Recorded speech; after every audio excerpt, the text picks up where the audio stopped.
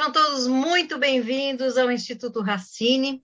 Eu sou Elídia Bagbudarian, sou diretora acadêmica e vim aqui recebê-los, alunos, docentes, demais inscritos, para a segunda turma do curso de Farmácia Clínica em Unidade de Terapia Intensiva. Este curso é coordenado pela professora e farmacêutica Anne Caroline Leite, que já acompanha e criou este curso, já atuando conosco já desde a primeira turma, e agora com muita alegria que recebo todos vocês, alunos de várias localidades do Brasil, para um curso numa área tão importante quanto nós temos discutido ultimamente. Não que essa área não fosse importante antes, mas hoje como se fala em terapia de unidade intensiva, como tantas pessoas aprendendo a falar as palavras comorbidade, sedação, ventilação, saturação, né? Termos e protocolos muito próprios da área de terapia intensiva e que hoje estão sendo discutidos pelos leigos, às vezes de forma correta, às vezes nem tanto, né, professora Anne?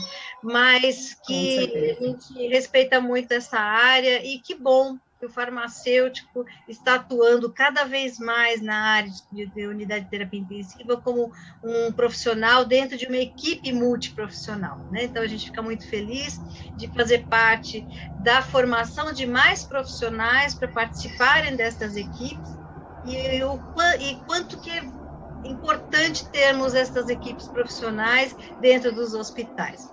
Para iniciar esta segunda turma, no dia de hoje, nós temos como hábito no Instituto Racine de realizar um evento, uma aula magna, trazemos sempre um palestrante convidado com uma carreira sólida na área para compartilhar com vocês um pouco de seus conhecimentos.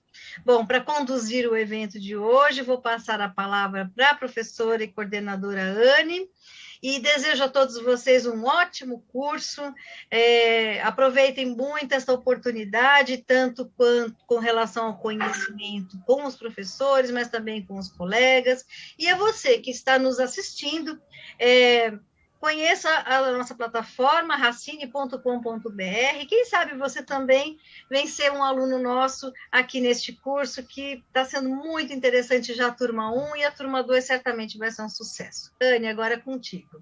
Obrigada e boa noite a todos. Muito obrigada, professora Elídia. Agradeço a presença de todos, a presença do professor do Tiago. Muito obrigada pela sua participação, pela sua contribuição. Eu vou apresentar o Tiago Arantes, a gente já é parceiro aí de farmácia clínica há um bom tempinho, né? Já trocando figurinhas. Bom, o Tiago é farmacêutico graduado pela Universidade Cruzeiro do Sul, com especialização em farmácia hospitalar pela Faculdade Oswaldo Cruz, coordenador de serviço de farmácia clínica do Instituto do Instituto Central de Hospital das Clínicas. Seja bem-vindo, Tiago. Oi, Anne, boa noite. Muito obrigado. Hoje um tema pouco polêmico, né? Oportunidades e desafios da atuação do farmacêutico no paciente com Covid. Hoje nós iremos trabalhar um pouquinho com uma conversa, um diálogo, então peço para todos façam suas perguntas, né? Aproveite a experiência do Tiago para poder perguntar bastante, né? Pensando ainda no instituto que ele trabalha, que é muito grande, atende muitos pacientes. Então, aproveitem esse momento. E eu já começo com a principal pergunta, né? Que é o tema. Qual foram as oportunidades do farmacêutico, da atuação do farmacêutico clínico no paciente com Covid, dentro da terapia intensiva? Bem, Anne, primeiramente, obrigado pelo convite, né? Sempre uma querida você, uma colega aí de profissão, né? A gente já tem vários contatos aí relacionados ao evento, então é sempre um momento muito bacana de troca. Ao Instituto Racine aí pelo convite, né? E a todos os colegas aí que estão nos assistindo, né? Acho que a gente fala aí de Covid desde março, basicamente de forma mais intensa do ano passado, né? Acho que o primeiro caso na China foi lá em dezembro, no Brasil acho que foi finalzinho de fevereiro, começo de março, enfim. E a partir daí uma avalanche de informações no nosso dia a dia, no nosso ambiente de trabalho, na mídia, tudo. E a gente, sei lá, tem uns 15 meses e a gente continua falando aí de Covid, né? E apesar de cansativo, acho que Covid trouxe algumas coisas importantes para o profissional farmacêutico, né? A gente já vinha aí num processo de reconhecimento profissional muito forte, né? Acho que os últimos 10 anos aí eles têm sido bem marcantes aqui no Brasil para a gente. E com a questão da Covid, algumas questões assim, elas realmente afloraram de uma forma até mais intensa, né? As discussões todas, principalmente por ser uma doença nova, não ter um tratamento, até hoje, né, ainda não tem um tratamento específico para a doença. O que a gente tem é manejo de sintomas, de disfunções, e alguns medicamentos é igual, acho que o corticoide, que até hoje acho que foi a principal, só medicamento que está mudando aí um pouco do curso da doença, e a gente está ali para dar suporte a tudo isso. Então, deixou de ser talvez visto uma parte da logística tão intensa e se focou muito na parte do tratamento e das alternativas. Eu acho que o farmacêutico, nesse aspecto, uma grande oportunidade foi justamente o farmacêutico ficar mais próximo ainda da equipe para essas discussões das alternativas, né?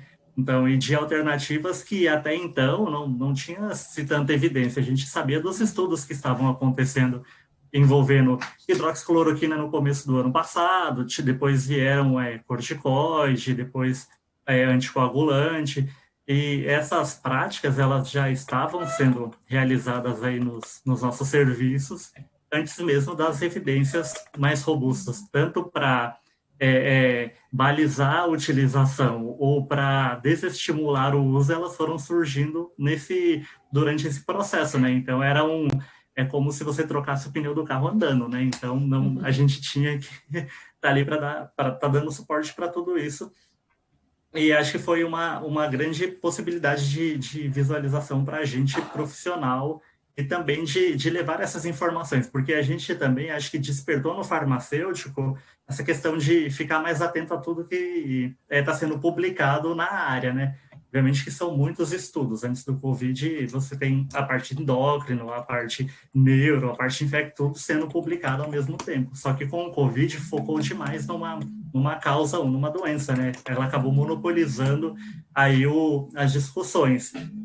E isso nos trouxe para ficar mais atento a tudo que vinha sendo publicado, os estudos que estavam sendo realizados. Então, eu acho que isso ajudou também no nosso desenvolvimento de compreensão de estudo, de acompanhamento de estudo. Então, acho que foi um aspecto assim, muito positivo, que agregou o quê? Conhecimento para nós mesmos, né? Então, acho que nos trouxe para uma parte mais voltada para a evidência científica. Então, acho que esse é o ganho principal, assim, foi a formação do farmacêutico, né? Mesmo que seja por conta dele mesmo, correndo atrás das publicações, das discussões.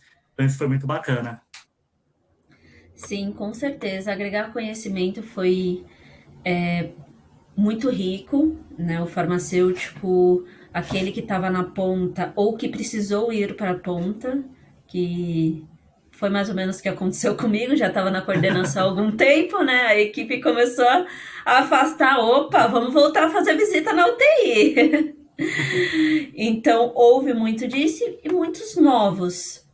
Nesse contexto das oportunidades, em 2019 teve a resolução do CFF, a 675, regulamentando as atribuições do farmacêutico.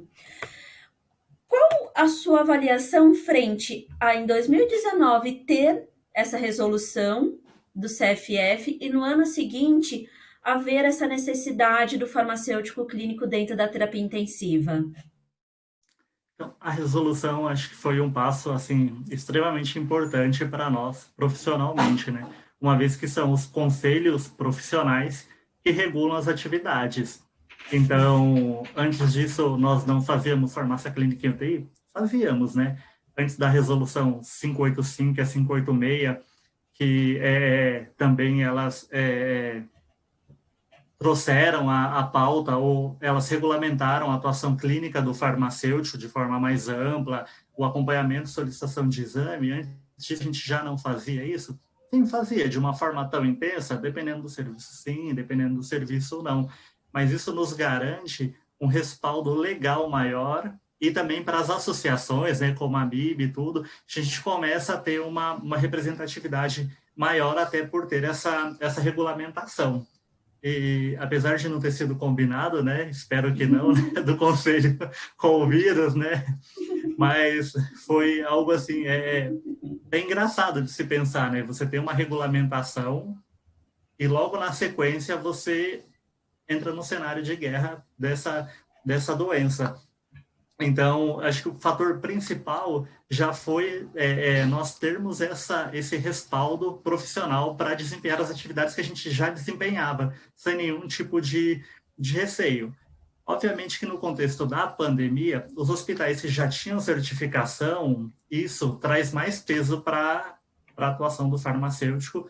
E quando eu falo traz mais peso, é o maior número de profissionais mesmo, né? Acho que o processo de acreditação ele ajudou muito na expansão da farmácia clínica. Acho que a gente precisa dar o crédito para essas certificadoras, porque as exigências não foi porque o administrador gosta do farmacêutico. Inicialmente não, tá? Hoje eu acredito que sim, porque eles já nos conhecem, eles sabem o potencial, o trabalho que a gente pode realizar e os benefícios que ele realmente, que o trabalho do farmacêutico ele consegue entregar ali na ponta para o paciente, do ponto de vista de segurança, como do ponto de vista gerencial financeiro também para o hospital, né? Porque se a nossa atividade ela não gerasse resultados de segurança e economia para a instituição, também não seria tão fácil a luta, né? Então, eu acho que para as instituições que já tinham essa prática, foi muito mais fácil esse contexto de expansão, e aí teve a questão dos afastamentos, acho que como você citou, né, Anny, todo mundo,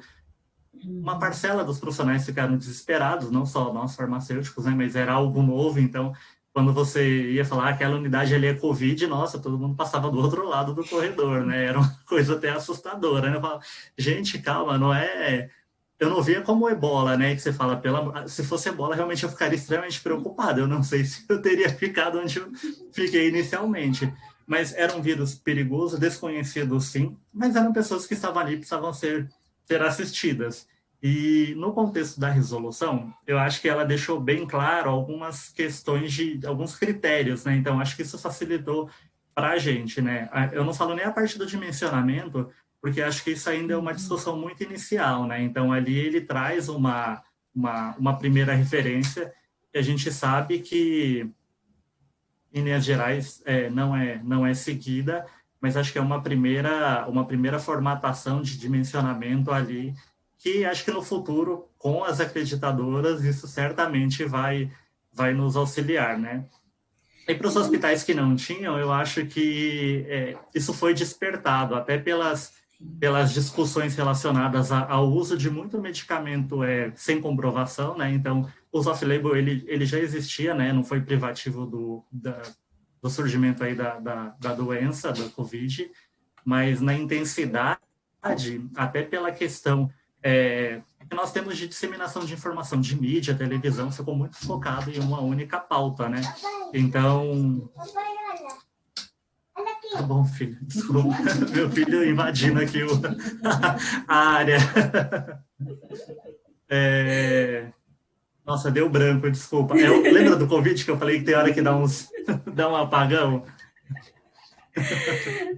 Sim, então só para explicando, Thiago, você teve Covid, a gente estava conversando antes de iniciar a aula, o Thiago estava explicando que ele teve Covid e depois do Covid ele facilmente perdia ao longo do dia alguma coisa, perdia a memória do que estava acontecendo, né, Thiago? Que a gente estava conversando das sequelas, né? Sim, que é o potencial de dispersão, né? Acho que ele ficou, ele veio e ficou. É impressionante como essa questão de você às vezes estar concentrado fazendo algo, alguém te interrompe, por exemplo, meu filho, né? E aí você dispersa, e aí depois fala, nossa, o que eu estava falando? Em outra situação normal, você já retoma. Até agora eu não lembrei. Eu lembro que você estava falando da portaria, da atuação do farmacêutico, da resolução do farmacêutico em UTI. Mas não. deu... Deu um Não, aí pequeno branco aí. não, tudo bem. Você chegou a falar que já é um bom começo para a gente. Lógico que a gente não consegue agora seguir, né, a questão de quantidade de Isso, farmacêuticos, né? dimensionamento. Isso. Mas que já é um bom começo, né? Isso, obrigado Um por me bom auxiliar aí olhar. na, na retomada do raciocínio. E foi isso, né? E aí, com esse monte de terapia off-label, eu lembrei, demora um tempinho, mas depois volta, não é perda definitiva, né? Total. É, total. E aí, com essa questão de muito desse uso off-label acentuado, realmente alguém precisava olhar para isso, né? Então, até as Sim, instituições que não tinham, assim, de repente, até farmacêutico clínico mesmo, elas se viram diante de ter esse profissional ali para auxiliar. Não digo que foi na quantidade adequada para você conseguir fazer um trabalho com um grau de qualidade muito maior, mas já tinha alguém para olhar isso e para fazer interface com o processo de logística e aquisição, porque aí depois vieram as rupturas de atendimento, né? Então, eu acho que a sim. portaria saiu no momento, a resolução saiu no momento bom, né? Uma coisa que você falou que é importante da representação dos farmacêuticos dentro das associações. E o que, principalmente nesse momento, qual que é a sua visão frente a essa representação? Qual que é a importância? Fala um pouquinho referente a essa representação das associações.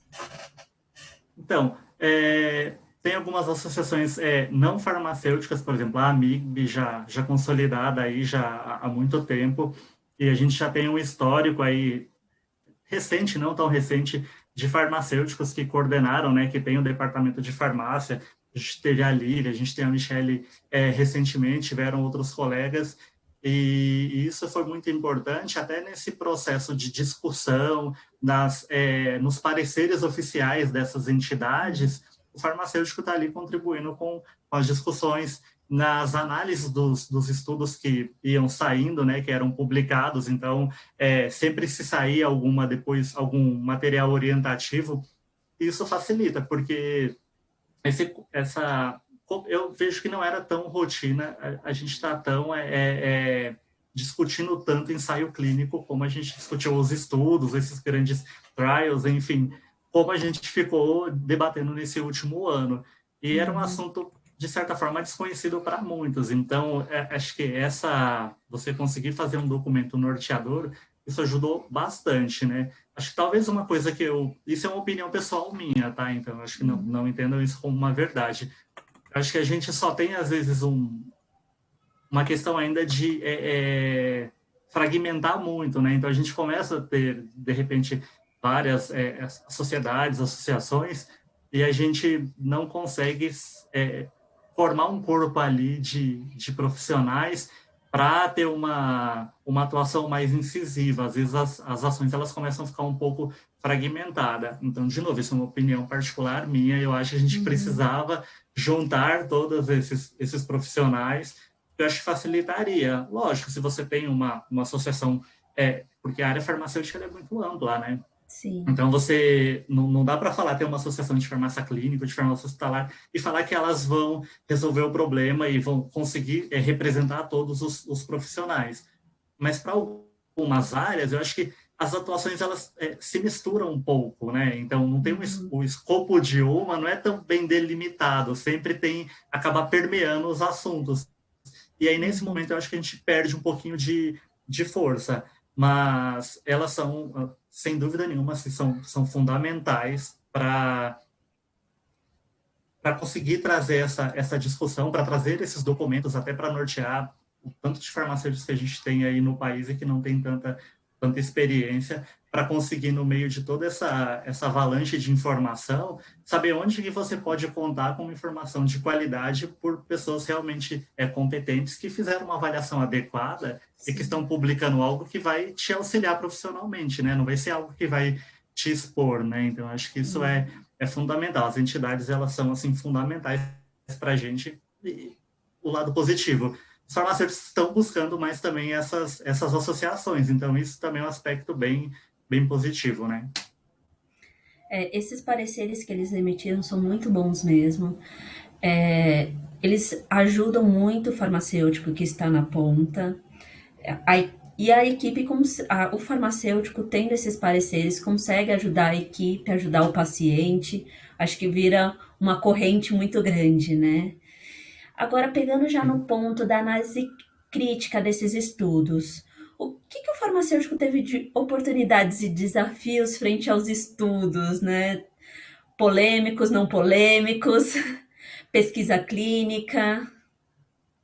Sim, nossa, esse talvez seja a área assim que a gente precisou correr mais atrás do prejuízo para conseguir entender, né? Então, acho que essa questão da discussão de trabalho, de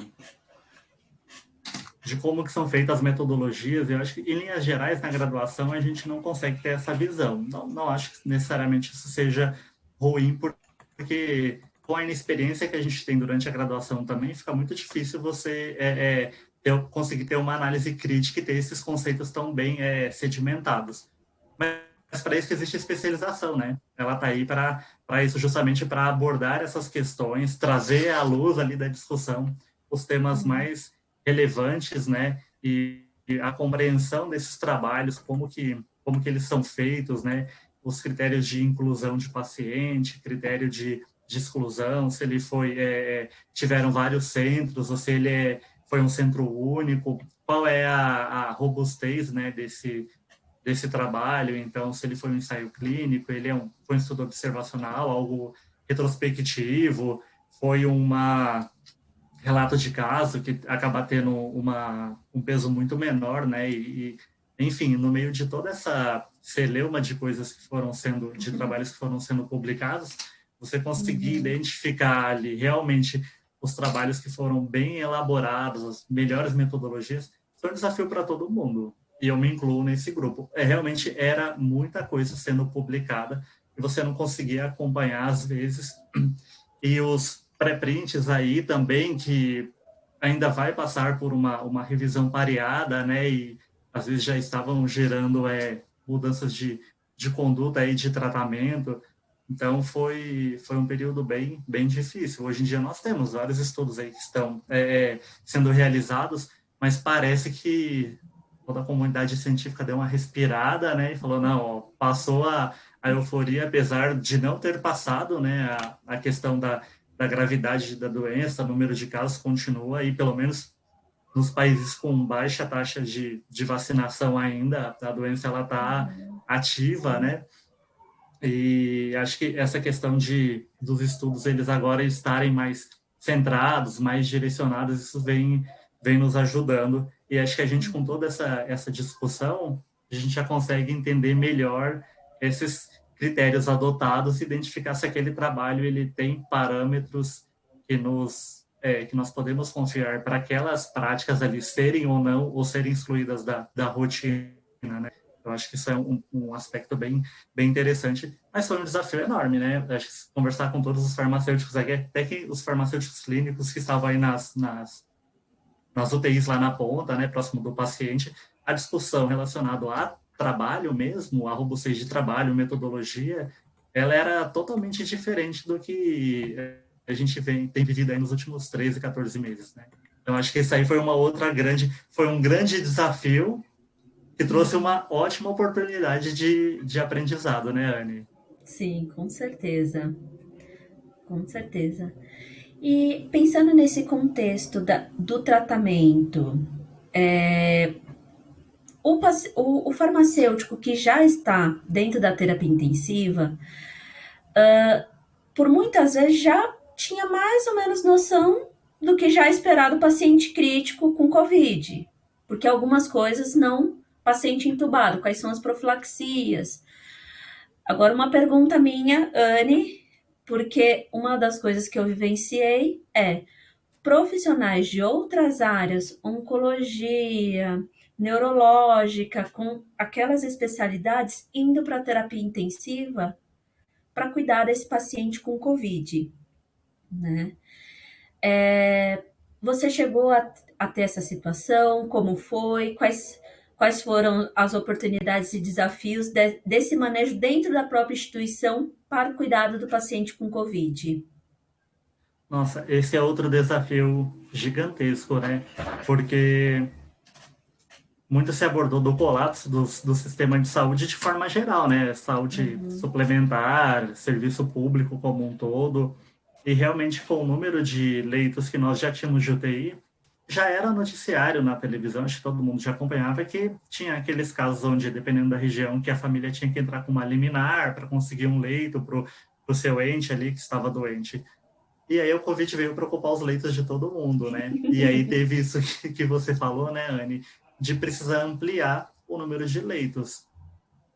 Só que abrir leitos não adianta, porque leito sozinho não cuida de ninguém, né? E aí veio Sim. outro grande problema. A gente achava que era difícil comprar ventilador, o ventilador ficou muito caro, era difícil ter macas, os equipamentos, enfim, mas a gente viu que essa parte estrutural, a gente, em linhas gerais, os hospitais conseguiram se adaptar, públicos e privados, né? De forma mais ampla. Mas e os profissionais para cuidar desses pacientes, né? Então, a gente não tinha profissionais prontos, né? Então, os intensivistas, eles já tinham as suas unidades. Então, o que houve no começo foi uma redistribuição. Então, eu tenho, sei lá, 4 intensivistas nessa unidade que rodam. Então, de repente, cada um virou responsável por uma nova unidade. Em vez de ter 4 intensivistas experientes em uma unidade trocando o plantão, eu tinha cada um deles sendo responsável uma outra UTI que foi aberta e dando suporte para outros médicos que não tinham experiência nenhuma. Então, nós tivemos médicos de enfermaria atendendo em UTI, nós tivemos médicos igual de outras especialidades. Você pega endocrinologista, você pega psiquiatra, você pega geriatra, e esses colegas eles tiveram que atender esses pacientes com Covid. E até o paciente de enfermaria, ele não era, pelo menos no nosso cenário, era um paciente extremamente grave, né? Não era um paciente tranquilo, num perfil aí de paciente com comorbidade, que a gente já tem uma linha de cuidado mais bem definida.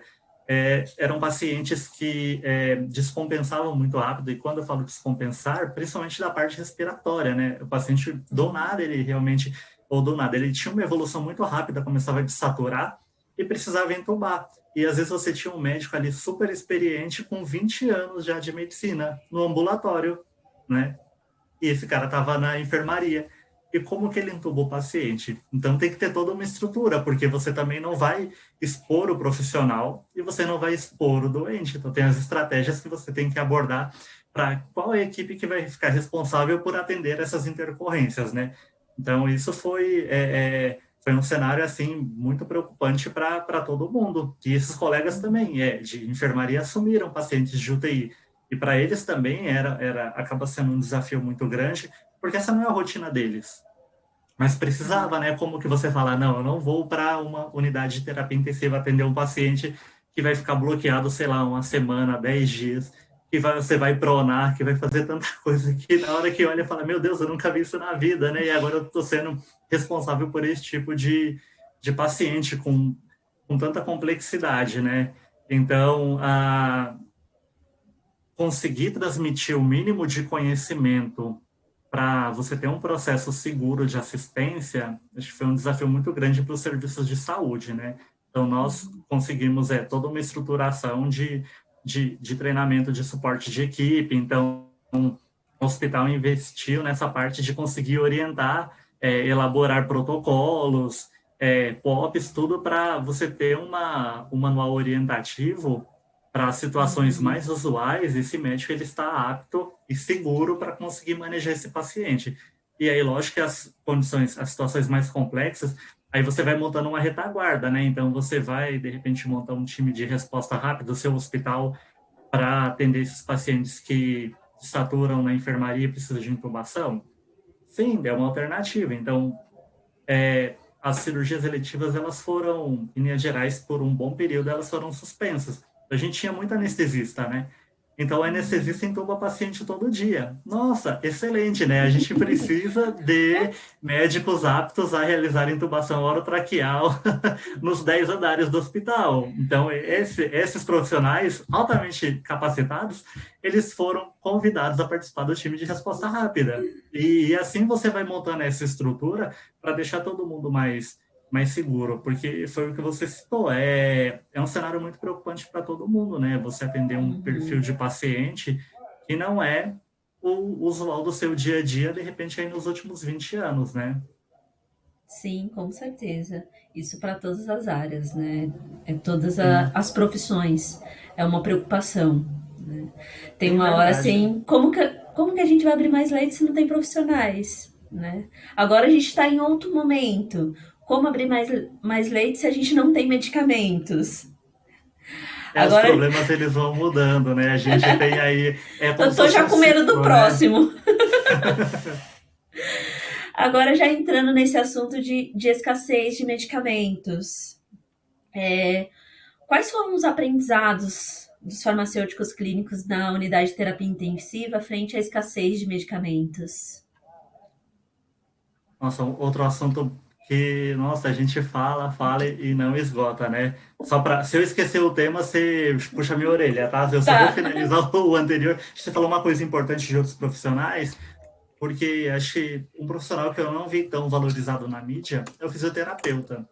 E talvez foi o profissional mais requisitado, porque é aquilo, Sim, na hora que você conseguiu comprar lá não sei quantos ventiladores, cadê o profissional para conseguir operar esses equipamentos, né? Então foi uma equipe assim, extremamente sobrecarregada, que estava ali no processo de intubação, aspirando o paciente com Covid, no momento onde você fala, não nebuliza porque você vai colocando em risco todo mundo. E esse profissional estava ali, né? E esses sim. profissionais de enfermarias e outras unidades ambulatoriais, enfim, às vezes até nunca tinha trabalhado no serviço de saúde, trabalhava com a questão de fisioterapia num conceito de consultório, tudo. De repente, esses profissionais estavam ali no hospital para atender esses pacientes. Então, eu acho que tem que se valorizar. Foi uma equipe que foi extremamente levada ao extremo, né?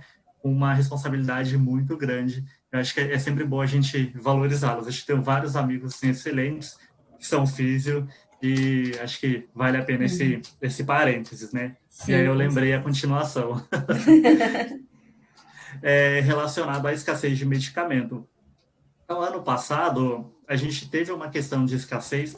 Ano passado, a gente, pelo menos a instituição onde eu trabalho, a gente não sofreu tanto, né, com isso. Esse ano é que foi bem mais complicado. Eu acompanhei as discussões dos outros serviços, eu via os colegas relatando a dificuldade de aquisição de bloqueador neuromuscular, principalmente, acho que foi o grande medicamento com maior impacto, assim, em questão de desabastecimento. Mas esse ano, a onda do desabastecimento ela veio com muito mais intensidade, até pelo número de casos. E ela nos obrigou, como farmacêutico, a sempre ter um plano ali das alternativas terapêuticas. Então, tem instituições que já tinha isso um pouco mais consolidado, já de equivalente terapêutico. Então, por exemplo, eu tenho os bloqueadores, então qual é o bloqueador de escolha número um? É o cisatracúrio. Cisatracúrio, a dose padrão é de 0,05 a 0,15, por exemplo. Quando eu não tenho cisatracúrio, a minha segunda opção, sei lá, é o rocurônio, que é de 0,25 a 0,75. Então, quando você passa por essa escassez e você já tem isso já definido na sua padronização, facilita muito.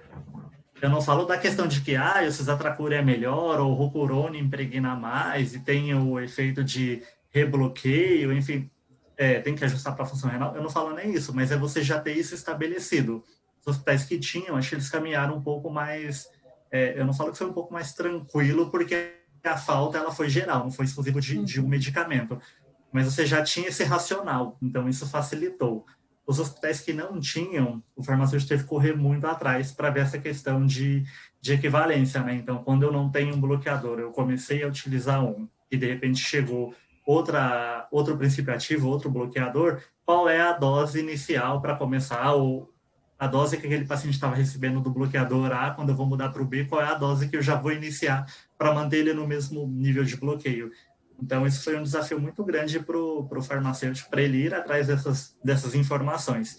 As instituições onde elas montaram comitês de crise, principalmente para elaboração de protocolo, comissões de protocolo, a gente cresceu muito junto com a equipe de saúde, principalmente nas discussões com a equipe médica, porque tudo isso já era abordado, né? Então, a gente ia lá e fazia o protocolo, por mais que já tinha até na padronização, estabelecimento dos medicamentos dessa equivalência, mas como não era rotineiro, era uma informação que estava ali. Então, isso serviu de base para nessas discussões sair, a gente montar os documentos institucionais debatendo diluição com todo mundo, e aí saía esse informativo interno. E aí isso você dissemina para todo mundo, e aí você começa a trabalhar para que esses protocolos sejam cumpridos. Então, eu acho que isso ajudou muito no nosso desenvolvimento. E nos hospitais ou nos serviços de saúde, onde isso não tinha, nossa, farmacêutico deve ser desenvolvido demais, porque o bichinho teve que correr atrás da informação mesmo, né? As alternativas para sedação são a mesma coisa. Então, a gente já tinha os medicamentos de sedação, a gente já tinha analgesia, era muito cômodo o nosso processo com propofol, midazolam e fentanil, né? E aí, de repente, você se vê precisando de usar morfina para analgesia. Basicamente ninguém, exceto o grupo da dor, né, que de repente são os mais habituados a usar morfina. A gente não usa morfina em linhas gerais para analgesia de paciente sedado, né, entubado. E conseguir manejar isso sem causar intoxicação era um desafio enorme, né? Então lá vai se debruçar para escrever um protocolo para isso poder sair como uma alternativa. E aí foram ficando aqueles guias, né? Primeira opção, na falta da primeira opção, segunda opção, né, Anny? Na falta da segunda, terceira opção, quarta opção. Aí, de repente, no bloqueador tava lá o pancurônio no rodapé, escrito pequenininho, morrendo de medo de precisar usar, né? Mas você tinha que ter isso já pronto, discutido previamente, porque era um cenário de guerra. Então, se essa fosse a última opção, a gente precisava já ter esse material pronto para orientar a equipe. Não poderia deixar para fazer isso no momento que o item chegasse e que a farmácia já estivesse realizando o atendimento. Então, acho que a gente conseguiu desenvolver essa questão de sempre pensar no que pode ser uma alternativa terapêutica segura para o tratamento ou para o manejo daquela doença ou daquele sintoma, né? Então, foi um aprendizado muito, muito legal aí para a gente. Sim, até pegando esse gancho da padronização, como a minha experiência foi toda em hospital privado, sempre teve, eu gosto de usar isso, eu não quero usar aquilo. Eu só uso referência, não uso genérico nem similar. A gente viu no momento assim, é o que tem. Como nós iremos usar o que nós temos? Então a gente mudou bastante essa questão da padronização. E principalmente também para o setor de compras, logística, apareceu no mercado, compra. Né? Compra, que aí depois a gente. Quanto, né? Exato. Normalmente, não sei como que é no privado, no público, mas no privado, compra o que tem. Depois a gente vê como é que faz. Vai comprando, que o importante é ter estoque para ter opção e já vai incluindo nesses protocolos de crise essas opções, em qual momento que ele entra. Né? Apareceu no mercado, era uma opção. E antigamente não, tinha bastante questionamento. Mas não vamos trocar de marca, vamos usar essa marca, ou vamos só utilizar esse, porque esse clinicamente é melhor para o paciente, mas nos momentos a gente viu que era para trabalhar com o que tinha mesmo. Né? Sim, verdade. Tirou todo mundo de uma zona de conforto, porque de repente, olha, eu me formei aprendendo a usar cisatracúrio para, sei lá, para paciente, porque eu usava muito para, principalmente em UTI, acho que lá para os pacientes com quadro, principalmente sazonal de influenza, que começa ali, acho que em maio, junho, acho que talvez seja o período que em UTI a gente utiliza mais bloqueador. De repente o cara, ele foi formado Sim. usando cisatracúrio, porque na instituição dele só tinha cisatracúrio. E de repente ele se vê usar. E olha que a gente tá falando, Rocorônio não é o fim do mundo, gente. Rocorônio até ontem era o bloqueador mais recente que a gente tinha, né? Eu lembro que quando eu entrei no hospital, tava tendo a transição do atracúrio para o Cisa, e era uma briga, porque o cisatracúrio era extremamente mais caro comparado ao atracúrio, e a gente, por ser um hospital universitário, um hospital público, você conseguia comprar cisatracúrio para fazer simplesmente a substituição para todos os pacientes, né? E nesse caso era mais um contexto de centro cirúrgico que acaba usando mais, né? Em UTI agora é que a gente está usando mais bloqueador em UTI do que em centro cirúrgico. Então, a gente já foi passando por alguns avanços de novos medicamentos que foram saindo, mais seguros, e a questão financeira, para instituições públicas, sempre foi um limitador, e para as instituições particulares, é a melhor opção, é mais seguro, é mais fácil de usar, dá menos reação, vai comprar essa, a gente só usa essa. De repente você usa cisatracúrio por 10, 12 anos, aí se vê obrigado a usar um atracúrio, um Rocorônio da vida, e aí você fala, e agora, né? Então, realmente, para a equipe foi um grande desafio, e também uma quebra, assim, dessa preferência por marcas, né? Porque na hora que o desespero bate, né? E o que é o desespero, né? É o risco iminente de ruptura, é você falar, olha, eu tenho um bloqueador para 24 horas. Amanhã, quando a gente chegar, a gente vai verificar a situação, né? Se algum fornecedor, se alguma cotação foi respondida. Isso era um cenário extremamente desgastante para todo mundo, né? Para a gente, né? Para o farmacêutico que, dependendo do lugar, é responsável pela aquisição, pelo pessoal da equipe de compras aí nos hospitais particulares, como para quem estava na ponta que sabia, nossa, amanhã qual é, na hora que o farmacêutico chega na unidade, qual é a informação que ele vai me trazer de medicamento, eventualmente, aí que esteja indisponível, né? E talvez seja uma coisa boa que fique agora, depois que passe tudo isso, para a gente repensar mesmo na indicação, né? Então, será que precisa ser esse Zetracure para todo mundo? De repente, não, né? Exatamente.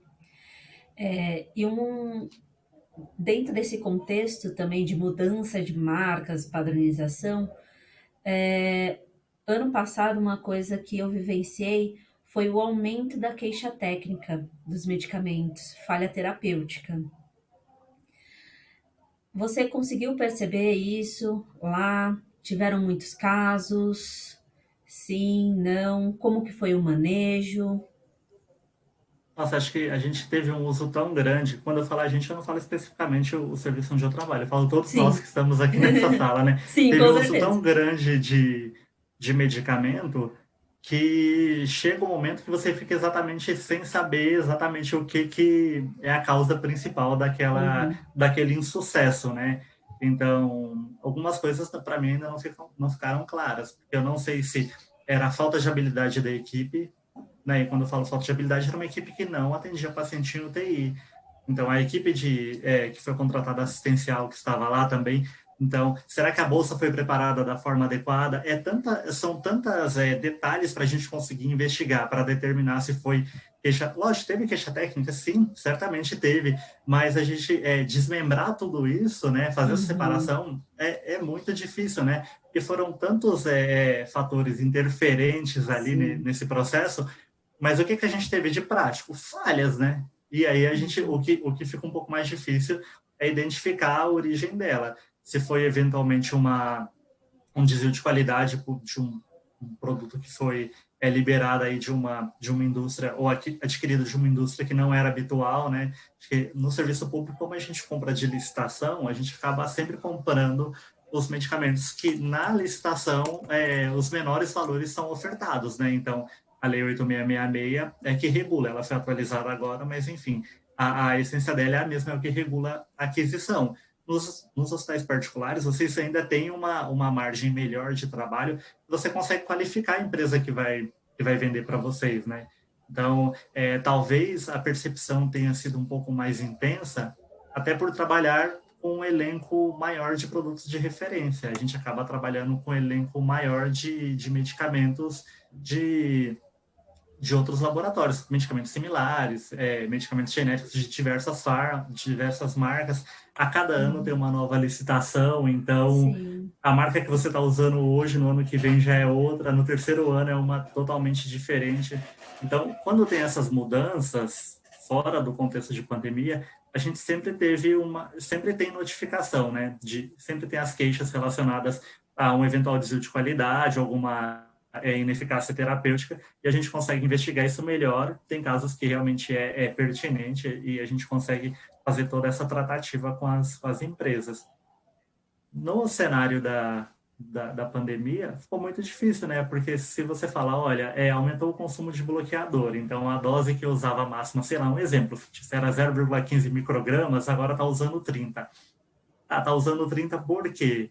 Será que é a ineficácia do medicamento? Será que a doença ela tem uma forma, né? Ela tem um curso diferente, disfunções diferentes que ela causa e o paciente não fica sincronizado com o ventilador, você tem que aumentar a dose?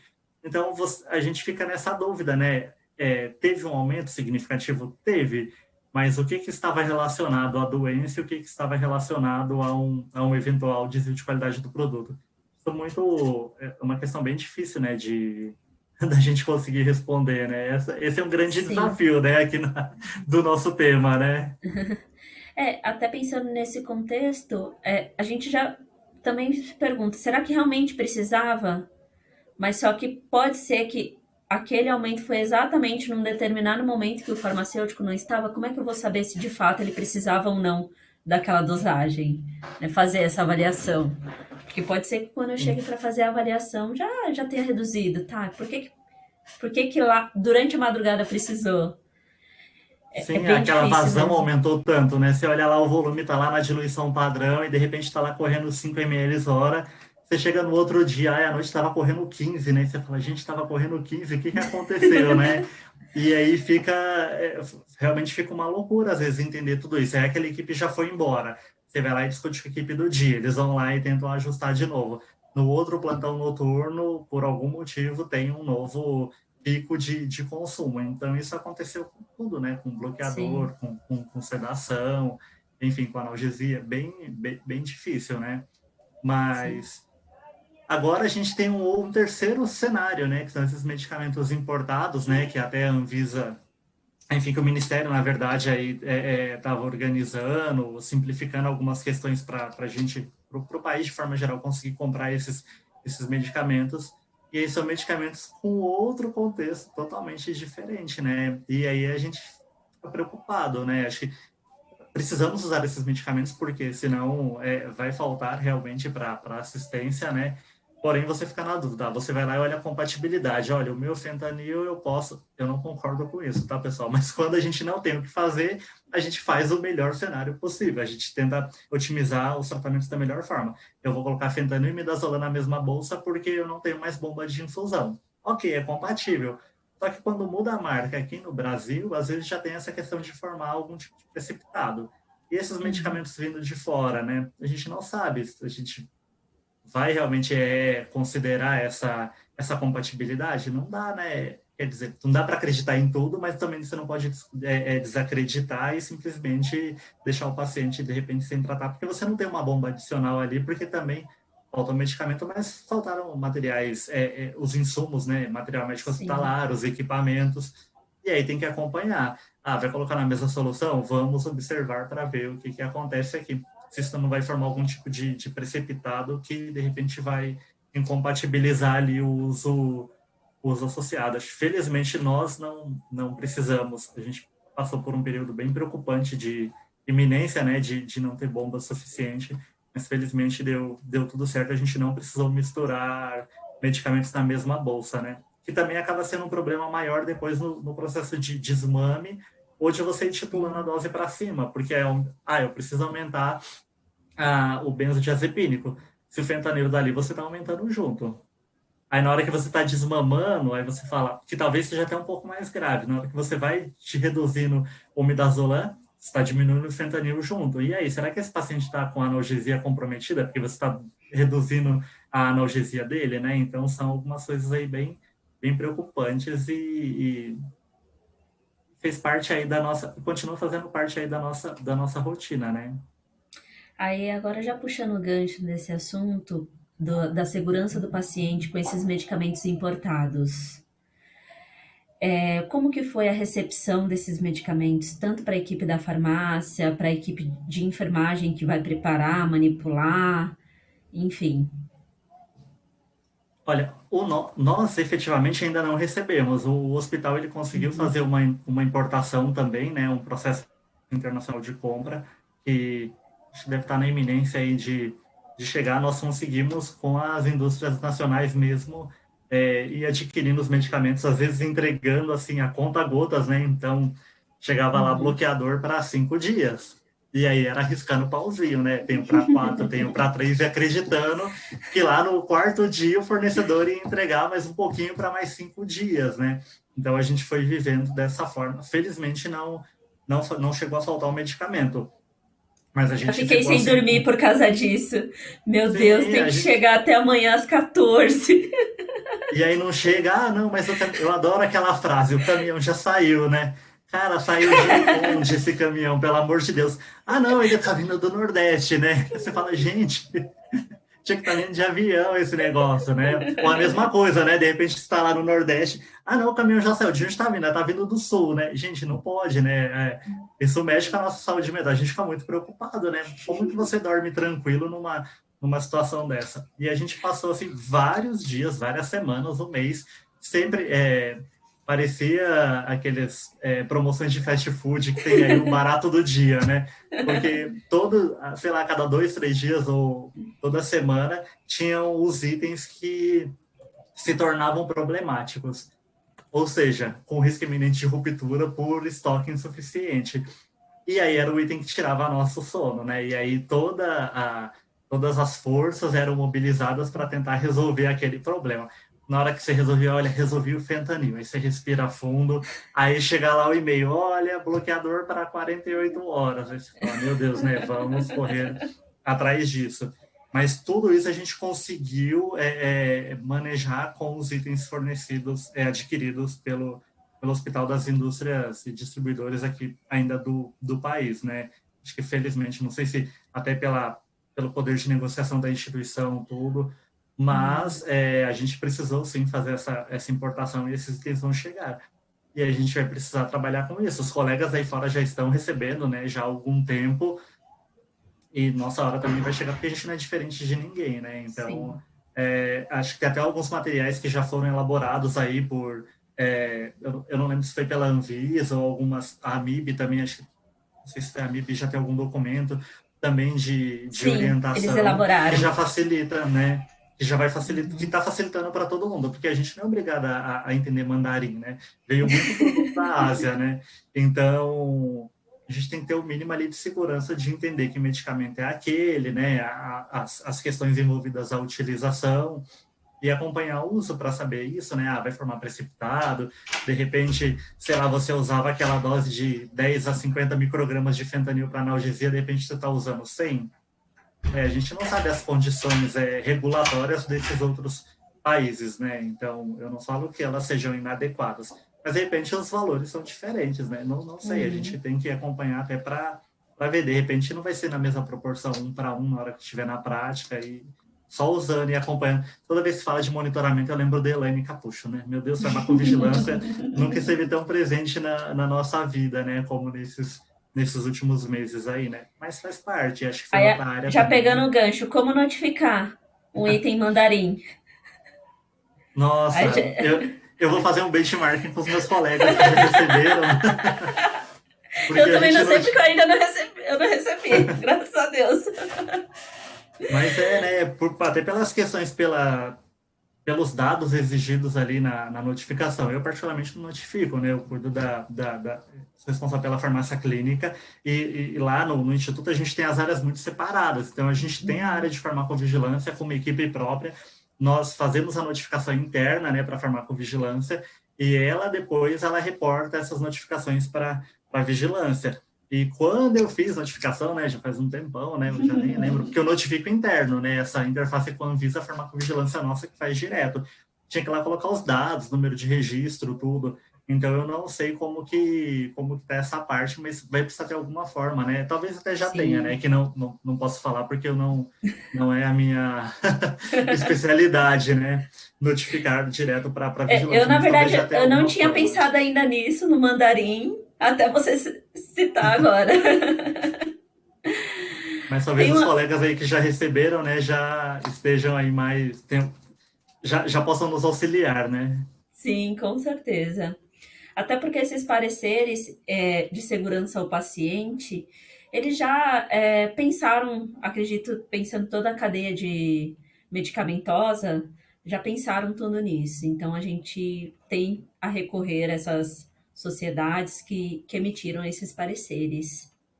Nós temos Sim, pra gente não ficar cada um, né, na ponta sofrendo sozinho, né? Então, vamos sofrer juntos. Você já tem uma entidade que capitaneia toda esse levantamento e essa emissão de um parecer, facilita para todo mundo, né?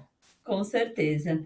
Tem uma pergunta da Bárbara. O uso de fentanil no início da sedação do paciente com COVID, a vazão de bomba de infusão seria maior? Então, a dose que a gente continuou usando foi a padrão, ficou no nosso protocolo, de 10 a 50 microgramas E aí, dependia muito do paciente, não teve padrão. Tinha paciente que realmente começava, às vezes, mas acho que talvez seja mais uma conduta racional do médico mesmo. Titula com a dose maior e depois vai ajustando e vai reduzindo, né? Tem médico, principalmente os médicos que não trabalhavam diretamente em UTI. Os intensivistas com mais experiência, eles já eram um pouco mais... já tinham mais prática, né? Então, não necessariamente começava com a dose maior e ia titulando para baixo, às vezes já começava com uma dose intermediária, e tinha os super seguros, que já começava com a menor dose, por exemplo, 10 microgramas quilo, e depois você vai ali fazendo o ajuste se precisar. Em alguns casos, ó, a gente começou até a usar metadona também, né? Então, porque a questão da bomba foi uma preocupação muito, muito grande. E uma linha mais de fentanil, se nós temos a opção, por exemplo, a gente tem uma área de farmacotécnica, a gente produz metadona solução oral.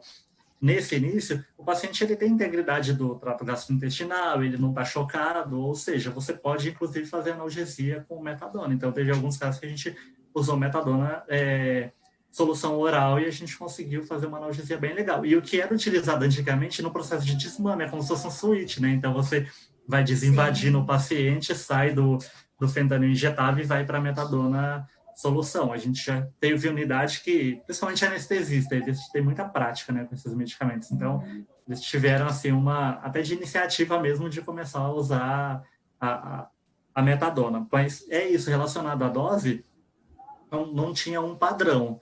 Mas, em linhas gerais, se você pegar o paciente com Covid, ele usou mais de tudo, né? Ele usou mais do fentanil, eles usaram o midazolam de uma forma assustadora, né? Aí depois a gente ficava aí cai no mesmo problema. Por que que o cara tá em delírio, né? E a gente não consegue controlar esse cara depois?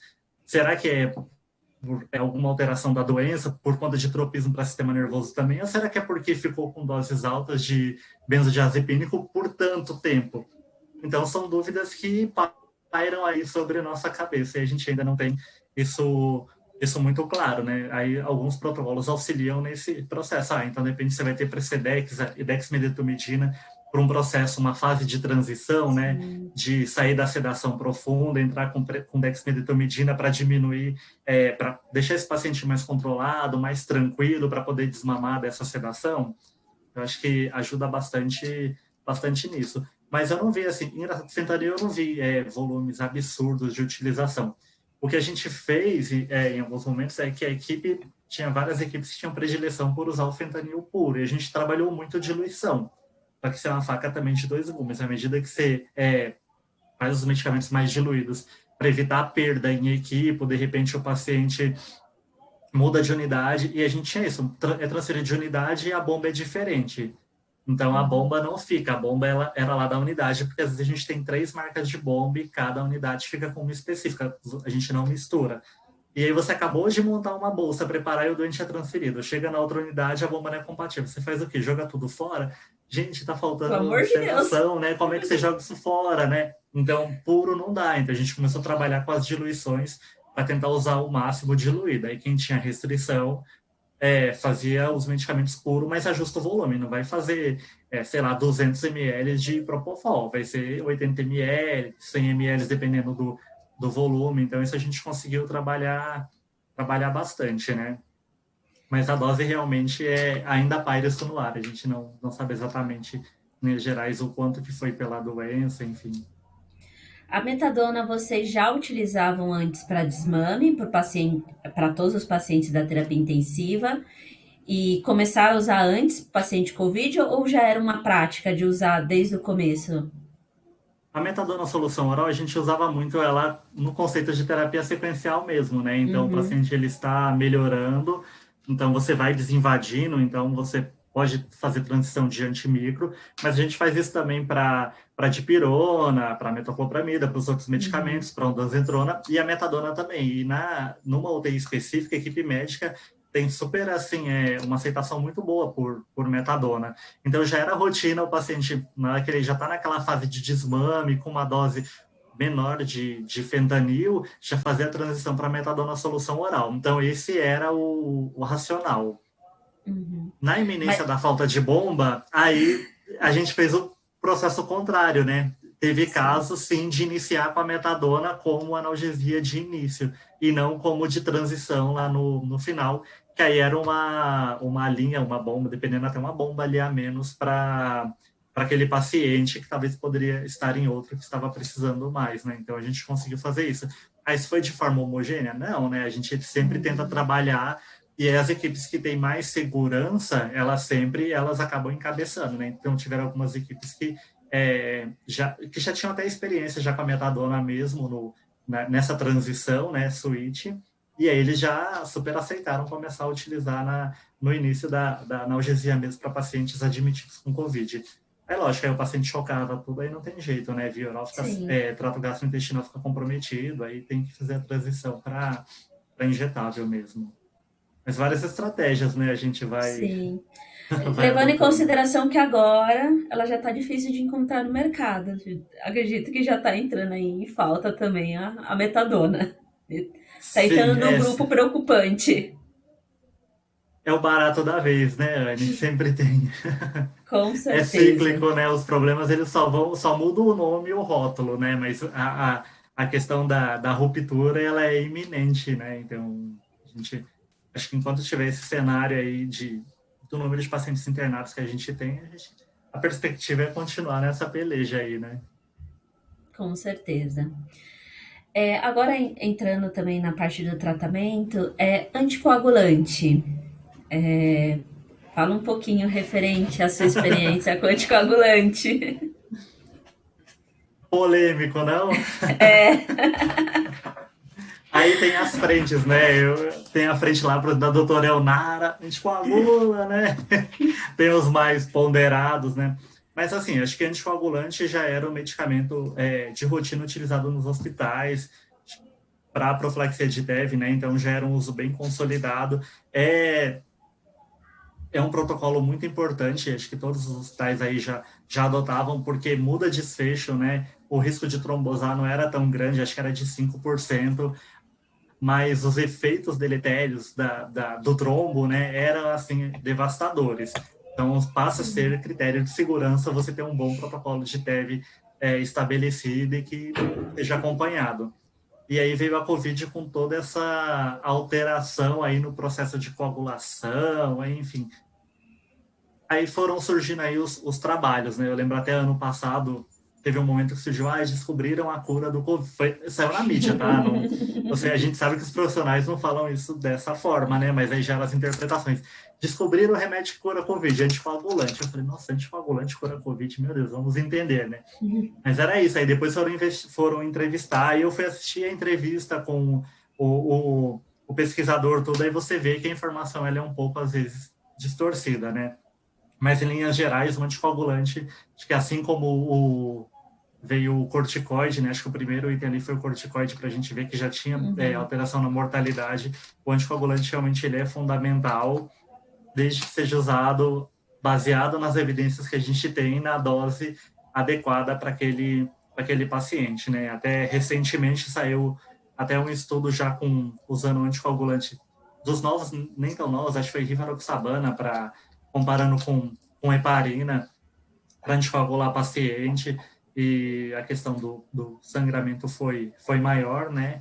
As doses também de heparina não fracionada, heparina de baixo peso molecular, foram surgindo os trabalhos, a profilaxia em dose convencional, aquela dose intermediária, anticoagulação plena, enfim, mas a gente ainda tem muita incerteza dessas doses, em que momento utilizar ali o paciente que acho que a gente nem usa mais o termo, né, paciente de enfermaria ou paciente de UTI, é muito relacionado à gravidade, né, se é um paciente moderado para grave, ou se é um paciente com um estágio um pouco mais inicial, mas o anticoagulante ele já está na rotina para esses pacientes, e a gente sempre procura usar ali o que tem de evidência. O estudo indiano não, fugiu o nome, iraniano, né? Acho que eu esqueci o nome dele também. Vou colocar na conta da Covid, o nome do trabalho. Mas ele foi acho que um primeiro norteador ali comparando doses de anticoagulante profilaxia. Acho que ele comparou, acho que estendida, e essa dose que até o pessoal, entre aspas, né, fala profilêutica, é uma dose um pouco acima da dose profilática, mas não chega a ser, por exemplo, da heparina de baixo peso 1 mg/quilo de 12 em 12, e não teve tanta diferença. Mas o que chamou um pouco a atenção ali foi a questão do número de eventos, né? Então, acho que foi 3%, era um número um pouco baixo. Então, como foi um centro ali na iraniano, a gente não sabe essas diferenças para outros países, né? A nossa experiência aqui, o número de eventos, né, trombóticos, eles são bem maiores do que esses que foram publicados, né? Então, por isso que ficou até um pouco de receio de, não, só vou usar, então, dose profilaxia, apesar de ser o estudo mais robusto que a gente tem até então publicado, e foram saindo, tem outros em andamento, então, ficou um pouco baseado na gravidade do paciente, né? Paciente que já está com evento trombótico, todos estão com anticoagulação plena, e o hospital fez um protocolo ponderando essas publicações com maior peso para tentar adequar, mas não tem nada fechado, né? Tem médico que se sente mais confortável, né? E assim, a prerrogativa é do médico, ele é o prescritor, a gente está ali para alertar, avaliar e falar, olha, isso é inseguro, né? Até onde você quer passar essa barreira, né? Então, você fala, não, realmente acho que é melhor ser um pouco mais conservador. Tem outros que não, eles já são assim mais agressivos na questão da anticoagulação. E aí, o que a gente tem que fazer? Acompanhar esse paciente justamente para ver se o risco de sangrar dele não vai ser maior do que, eventualmente, um risco de trombosar, né? Mas você viu que eu dei uma falada eu falei um pouco por cima de tudo, mas não consigo fechar, porque se nem os ensaios eles conseguem fechar qual é a dose que é para usar de anticoagulante, né? Eu, humildemente, aqui não vou me expor relacionado a isso, de fechar uma dose. Mas, sim, acho que o importante é a gente acompanhar. A gente sabe que tem a dose profilática, tem a dose terapêutica para os pacientes que realmente têm evento confirmado, e aí esse intermediário ainda não tem nada que justifique, né? Acho que o que saiu disso até agora, ele até mostra não evidência tão clara, né? Mas a gente tem que ir acompanhando esses pacientes e fazendo essas discussões com a equipe, né? Até que ponto que vale ficar essa dose que, a priori, ainda não tem nenhuma comprovação. É porque, assim, se a gente pensa que a gente está no hospital universitário, tudo que às vezes nós discutimos, os outros serviços vão usar também de referência, né? Os médicos que estão ali, eles vão levar isso para outras instituições. Então, qual é o papel social que a gente tem e de influência também para a mudança de conduta em outros serviços? Acho que a gente sempre tem as discussões, então nós temos lá o grupo que discute lá virtualmente, que a gente não pode mais se reunir. Eu nem sei mais o que é aglomeração agora para uma reunião, é tudo online, né? Igual nós estamos. Mas aí sempre, toda semana tem um tema, né, que é discutido, e de anticoagulação a gente discutiu muito essas terapias para COVID, até para saber qual é o posicionamento do hospital relacionado a esta terapia, né? Então, nós vamos considerar sim como possível ou nós não vamos incluí-la no nosso protocolo de tratamento. E o anticoagulante também entrou nesse contexto, né? Para quem que a gente vai usar a dose plena, para quem que a gente vai usar a dose profilática, né? Com certeza. Tem uma colocação aqui da Paula Guerra. Além de todos os desafios que enfrentamos nesse momento presente da pandemia, nos vemos numa condição de aplicar farmacoeconomia em todos os nossos planejamentos de rotina, com a manipulação de sedativos que antes dispensávamos ampola e hoje, diante do racionamento, realizamos o aproveitamento e absolutamente tudo que é possível e que está no nosso alcance. E, de fato, além de tudo isso, nós temos que pensar na saúde financeira, não só na escassez, mas na saúde financeira da instituição. Né? Então, verdade. É outro grande desafio esse da parte financeira, porque, por exemplo, quando você fala Remdesivir é viável financeiramente para o seu serviço? Fornecer para todos os pacientes? Tocilizumab, o hospital tem condição de fornecer, pensando num contexto de hospital saúde suplementar. O convênio ele vai pagar essa terapia? Né? Então tem isso. No contexto de hospital público, o hospital tem condição de comprar tocilizumab? Se eu comprar tocilizumab para 15% dos pacientes com Covid, eu não tive incremento de verba. O que eu vou deixar de comprar para adquirir tocilizumab. Então, assim, são discussões que sempre tem que preceder esse uso, né? E esse é outro grande desafio, né? A gente conseguir fazer com a equipe esse tipo de discussão antes da implementação ou da efetivação dessas terapias na prática clínica. Porque você descobrir o rombo depois que ele já está instalado é muito difícil, né?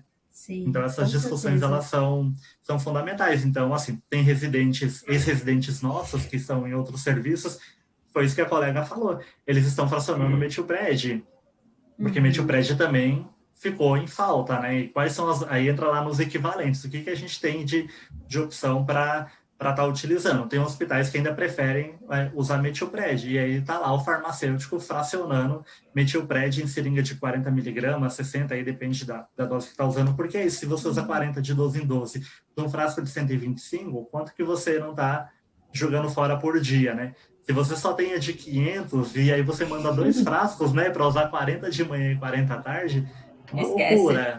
Aí às vezes você fala, não, então eu vou fazer um inventário de dose. Por exemplo, nessa unidade precisa de, sei lá, 1.000 miligramas de metilpred de manhã e 1.000 à tarde, porque tem X pacientes usando tantos miligramas cada um. E a enfermagem prepara. Também tem que tomar cuidado, porque assim, eu vou terceirizar isso para a enfermagem, para ela fazer gestão disso. Uma profissional, ela vai pegar esse metilpred de 500, vai colocar, sei lá, numa bolsa de soro de 100, por exemplo, para ficar 500 em 100, né, 5 por ml, e aí todo mundo vai ali e aspira aquilo. Isso é seguro? Porque aí entra essas questões de segurança do paciente, né? A Portaria de Segurança foi publicada lá em 2013, né? 1º de abril de 2013, e a gente não pode também regredir em tudo que a gente está avançando de processo seguro da cadeia medicamentosa. E essas situações, elas geram muita insegurança. E num cenário também de profissionais que não faziam parte desse atendimento. Então, tudo ok para esse colega que acabou de repente, é o primeiro contato dele com o hospital, ele está na UTI, e você vai colocar metilpred 500 numa bolsa e aí todo mundo vai ali e aspira o volume? Não sei, é inseguro. Tem hospital que consegue que o farmacêutico vai lá e fracione, mas faça essa unitarização. Mas também é muito caro, porque colocar o farmacêutico para ficar unitarizando o metilpred também, então, se você não tem alternativa no hospital, tem condição de financiar, ok, não existe errado, né? Existe a melhor forma que você consegue organizar o seu serviço, desde que ela seja segura, mas são questões que têm que ser pensadas, né? Então, nesse caso, será que o serviço não conseguiria usar dexametasona, por exemplo, que tem uns estudos aí bem mais robustos relacionados ao uso? Porque até então, né, pneumo gosta muito de metilpred, mas fora isso a gente sempre falava, corticoide é corticoide, né? A gente vai lá, faz equivalência, e tudo bem que tem a questão do efeito, quando você precisa de uma fludrocortisona é diferente, mas em linhas gerais a gente sempre conseguia trabalhar isso de uma forma melhor, porque também não tinha todo esse volume de uso, né? Agora não. Então, pensar nessa questão também do processo ser financeiramente viável é importante, né? E fracionar, por exemplo, lógico, para a sedação jogar fora é inconcebível, né? A gente tem sempre que pensar na melhor estratégia. Mas será que unitarizar metilpred, de novo, assim, não estou questionando quem faz isso, porque eu não acho que isso está errado. Não existe errado. Existe o que o seu serviço consegue fazer. Sim. Mas será que é viável? Será que você não está colocando muito esforço nessa atividade e poderia estar desempenhando outra que traria mais segurança e talvez você conseguia gerar algum retorno econômico para o hospital e que a gente nem está vendo porque está muito focado ali numa parte operacional? Pode ser, né? Então, acho que são mais, assim, questões para a gente trazer para a discussão. E aí os serviços que avaliem, né? Não, com certeza. E também trabalhar, talvez, essa resistência de transição de medicamentos, né? Para a gente não chegar na situação que nós chegamos da sedação e do bloqueador neuromuscular. Olha, é o que temos, né? Então, nós vamos trabalhar com isso. Então, hoje, por exemplo, os corticoides, a gente ainda consegue minimamente trabalhar. Mas será que continuaremos dessa forma? Será que lá na frente a gente não vai falar assim, tem que trabalhar com esse corticoide? Porque é o que tem? Então, pensar nesse contexto. E a gente, com o volume de pacientes que a gente tem, a metilpred, ela ficou assim na beira do precipício, né? Então a gente já não tinha mais o que fazer. Então conseguimos comprar dexametasona, era o que tinha disponível até pelo volume de leitos de UTI e enfermaria que a gente teve dedicado para para a Covid, né? Por exemplo, agora nesse segundo momento, mais de 200 leitos. Era um volume muito alto de corticoide, falando especificamente nesse medicamento, e a gente não conseguia atender a metilpred porque já não tinha mais. Só que tem os casos, e aí essa questão de ser racional e ser estratégico.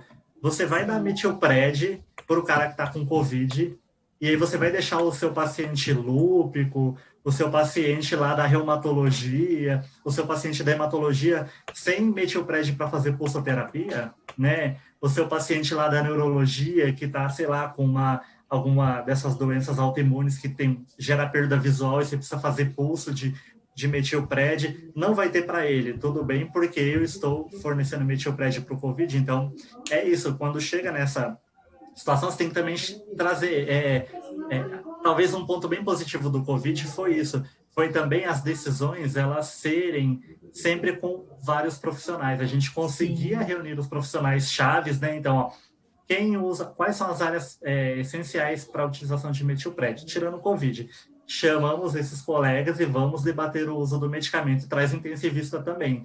E aí, na hora que todo mundo enxerga qual é o real problema, né, e qual é o risco eminente daquilo, e para qual paciente seria a falta seria mais danosa, você consegue depois construir uma priorização de atendimento.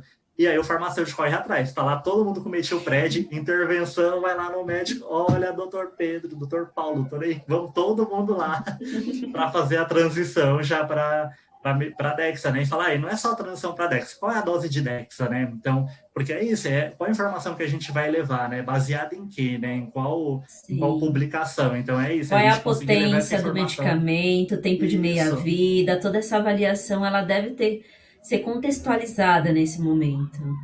Né? Sim, uma informação mais segura e completa, né? Não é só troca metilpred por Dexa, aí você que lute aí na ponta. Não, né? Isso já passou, né? Hoje em dia a gente leva essa discussão assim, muito num grau assim, de detalhamento muito melhor, né? E isso é o que abre as portas para o farmacêutico, né? Sim, com certeza. Eu acredito que, de fato, a pandemia abriu algumas portas, mesmo com diversos desafios que nós já enfrentamos, que ainda estamos enfrentando e ainda o que iremos enfrentar, né? Porque é aquilo que a gente falou. Só Deus sabe o que a gente vai chegar amanhã no plantão e ver qual vai ser a vez do dia. O que foi publicado no noturno enquanto a gente dormia, né? Com certeza. E agora, para a gente poder encerrar, queria só que você comentasse um pouquinho, você já até falou da questão da mídia, mas do impacto da mídia dentro do hospital no uso dos medicamentos, seja pelo médico, pelos profissionais de saúde, seja pelo próprio paciente. Sim. Olha, paciente, eu acho que todo mundo tem um exemplo em casa, né? Muito engraçado, né? A gente luta tanto no hospital para ter uma racionalidade, né? Quanto a essa escolha decisória de tratamento, né? E aí, quando é um familiar seu que adoece, a pessoa quer usar cloroquina, ivermectina, né? Nitazoxanida assusta com preço e fala não, né? Mas ivermectina está mais em conta, né? E acha que você é farmacêutico, que você tem uma no bolso disponível para... Praticamente isso, né? Parece que a gente é uma farmácia ambulante e a gente já vai dar o raio lá do famoso... Que o kit Covid é o quê, né? Depende, tem lugar que tem tanta coisa, né? Mas, enfim, acho que a época em que a gente vive, né? Essa linha temporal, né? 2020, 2021, a tecnologia ela é muito presente, né? A internet hoje em dia ela tem um alcance assim espetacular e isso traz tantos avanços bons para a gente de as publicações, tudo que você tem de evidência ali para ter um acesso super rápido àquela informação e conseguir ler o trabalho. Mas em contrapartida, o espalhamento de notícias ou de condutas não verídicas ou sem comprovação científica ela tem uma proporção muito maior, né? E a gente não consegue vencer isso, né? Parece que é nadar contra uma correnteza que você não dá conta. E nesse momento, os hospitais, eles têm um papel, assim, fundamental, né? Porque eles são formadores, né? Então, eu falo na instituição que eu trabalho, que é uma instituição universitária, mas tem vários hospitais particulares que formam residentes, que têm os seus programas estruturados e precisa trabalhar com esses profissionais, né, com esses colegas, realmente para eles serem firmes numa escolha adequada, né? É sair um pouco do nosso achismo, da nossa, de repente, porque mistura, eu acho que mistura a mídia, mas a gente está num momento político muito ruim também. Então tem essa polarização, eu acho que ela está na mídia, mas ela está no cunho político também. E aí a gente não sabe exatamente qual é a força que está sendo maior para a disseminação dessas práticas não seguras, né? Em linhas gerais de paciente, a gente não notou. O que a gente notava? O paciente, principalmente no ano passado, né? Ele vinha do serviço, porque o nosso serviço é referenciado, ele, quando chegava até a instituição, ele já estava com hidroxicloroquina, azitromicina, enfim, tudo isso. Então, a conduta do hospital é que essas terapias fossem suspensas, né? Acho que a azitromicina e Rocefin e ceftriaxona usou muito mais, porque hoje a gente tem isso mais claro de que a co-infecção no ato da internação, ela praticamente é insignificante. O que existe são as infecções secundárias relacionadas ao período de internação e toda a alteração que a doença causa, né? Então, praticamente, o uso desses antimicrobianos, eles cessaram agora, mas isso depois de já um ano aí de pandemia que a gente entende um pouco melhor. Mas lá no começo tinha, mas assim, o que chamava mais atenção era a hidroxicloroquina vinha muito, e aí o posicionamento do hospital era não utilizar, até porque no momento ainda não tinha evidência, apesar de ele ter saído no primeiro protocolo, porque ainda os estudos estavam sendo realizados, mas acho que foi um medicamento que de forma até que rápida, assim, surgiram evidências de que ele não era efetivo e caiu em desuso. Mas surgiu a questão da colchicina, depois vem a ivermectina, então tudo isso gera muita euforia. Então, quando o hospital trabalha isso de forma protocolar, fica muito mais fácil. Olha, no nosso protocolo, a gente não vai aderir a essa terapia. Obviamente que para mim é fácil falar isso, porque eu estou num contexto de hospital com corpo clínico fechado, né? Quando você está numa instituição de corpo clínico aberto, é totalmente diferente. E aí eu lembro muito da Lívia falando, olha, o que a gente vai fazer? Vai acompanhar esse paciente para ver quais são as reações e a gente vai montar a planilhinha, vai abrir e vai tabular o que teve de reação, quantos que usaram, qual reação foi mais frequente, notificar isso para a vigilância, formar o seu banco de dados. Acho que é isso que a gente consegue fazer. Então, de médico, teve isso no começo, mas até pelo perfil da instituição, isso foi reprimido, né? Saiu do tocilizumab, tudo bem, vamos discutir. Então, vai entrar num contexto de pesquisa? Então, tá bom, então vai ter um projeto e vai entrar num contexto de pesquisa com critérios específicos.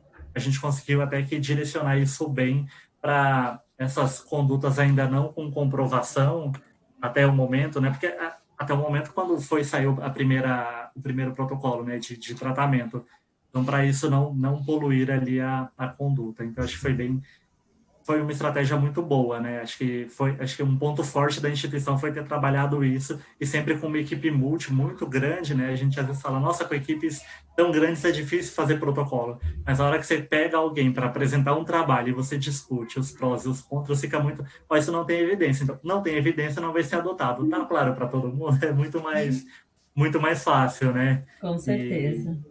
E de paciente não, né, Anne? A gente não...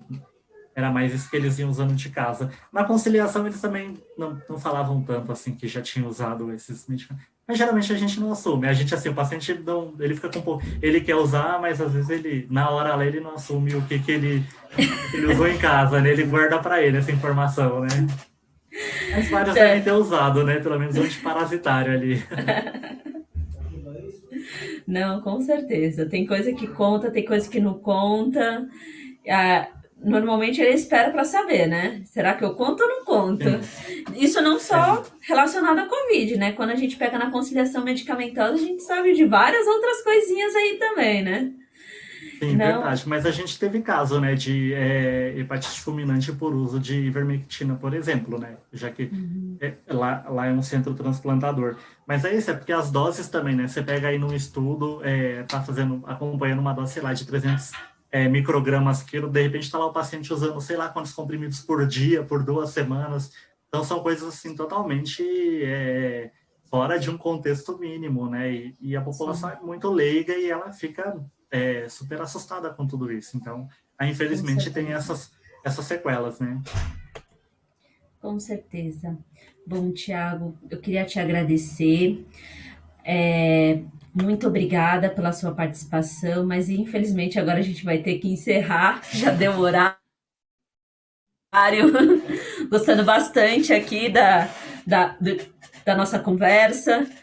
Acho que a gente já falou bastante tópicos aí do que a gente viveu nos últimos tempos da pandemia, de dificuldades, Sim. de oportunidades. Bom, eu vou então encerrar essa atividade, agradecer a participação de todos.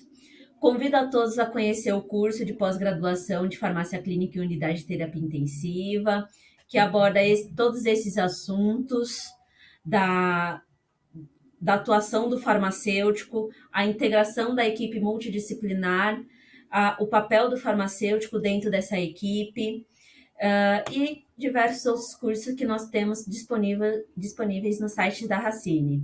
Um agradecimento especial para a equipe da Racine, pessoal que está ajudando a elaborar todo esse evento. Muito obrigada. Aos alunos da segunda turma de pós-graduação, sejam bem-vindos ao Instituto Racine. Muito obrigada. E hoje a gente encerra o nosso bate-papo e agradeço a participação de todos. Boa noite. Boa noite, obrigado pelo convite, Anne, pessoal aí da Racine, e que os novos alunos aí, ó, perguntem para a Anne que ela tem bastante experiência, então aproveitem mesmo aí durante a especialização, cobra conteúdo, informação que prática não falta, né, Anne? Então, todo mundo tem muito a aprender aí. Muito obrigado aí pelo bate-papo. Acho que passou muito rápido, né? É bom, né? Passou. Sinal que a conversa foi muito boa, né? Muito legal. Obrigado. Muito obrigada, Tiago. Aos alunos da turma 2, a gente faz um intervalo, 8h30 a gente retorna com a aula, e a quem está participando no Instagram ou no site da Racine, muito obrigada a participação. Boa noite.